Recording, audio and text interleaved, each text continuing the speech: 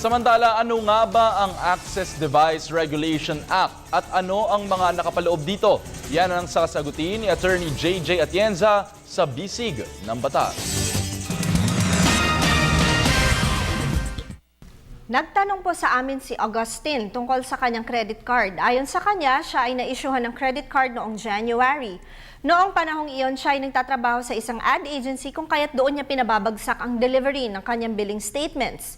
Pagkaraan ng isang buwan, umalis na siya sa naturang ad agency at nagtayo ng sariling negosyo. Dahil daw sa nagsisimula siya sa pagnenegosyo, ay pumalya siya ng pagbabayad ng credit card bills niya ng 3 buwan. Nang tinawagan daw siya ng credit card collector, nalaman nito na hindi siya nagtatrabaho sa ad agency. Nagalit daw sa kanya ito at pinipilit siyang magbayad agad. Tinakot pa daw siya nito kung kaya't itinatanong niya kung tama daw ba ang sinabi sa kanya na maaari siyang kasuhan dahil sa hindi niya pagsasabi na nag-iba na siya ng billing address. Agustin, meron tayong tinatawag na Access Device Regulation Act. Sa Section 14 nito, isinasaad ang layo ng batas na maiwasan ang mga panloloko gamit ang credit card.